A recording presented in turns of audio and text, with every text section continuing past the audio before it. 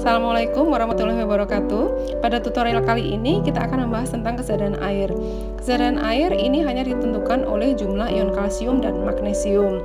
Metode yang digunakan untuk menentukan kesadaran air adalah titrasi kompleksometri menggunakan EDTA dengan batasan 5 mg per liter dan untuk air jernih. Bahan yang digunakan adalah sampel, bisa dari sampel air sumur atau air limbah dengan syarat airnya tidak berwarna. Kemudian NaOH, larutan buffer atau larutan penyangga dengan pH 10, larutan standar EDTA yang sudah distandarisasi dengan zinc sulfat, larutan KCN yang bisa kita tambahkan kalau sampel air kita keruh, H2SO41N, indikator EBT atau Eryochrome bractei,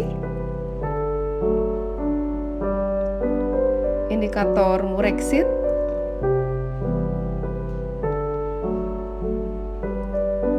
kemudian alat yang digunakan adalah Erlenmeyer. Erlenmeyer kita butuhkan 2 karena harus dilakukan secara duplo. Kemudian pipet volume 50 ml,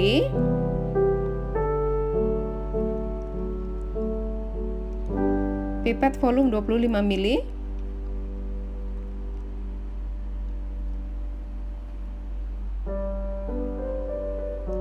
pipet ukur 1 ml, kemudian spatel untuk menyendok indikator EBT dan Murexit, batang pengaduk. Alat berikutnya adalah buret 50 ml. Cek dulu supaya tidak seret buretnya. Kemudian dipasang di statif. Kemudian propipet. Baiklah, sekarang kita lanjutkan untuk cara kerja penetapan kesadaran total sebagai CaCO2. Sampel yang digunakan sama nanti untuk kesadaran total dan kesadaran Ca. Jadi ambil 25 ml contoh uji. Ya, jangan lupa duplo ya. Jadi siapkan 2 Erlenmeyer. Ya, kemudian masukkan ke dalam Erlenmeyer.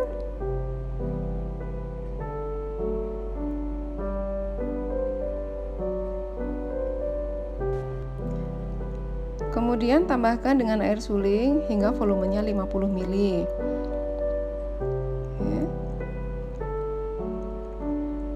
Kocok sebentar, kemudian ditambahkan dengan larutan penyangga dengan pH 10. Fungsinya adalah supaya pH di dalam larutan terjaga di 10 karena pembentukan kompleks harus terjadi di pH tersebut. Ya, tambahkan 1 ml, bisa sampai 2 ml.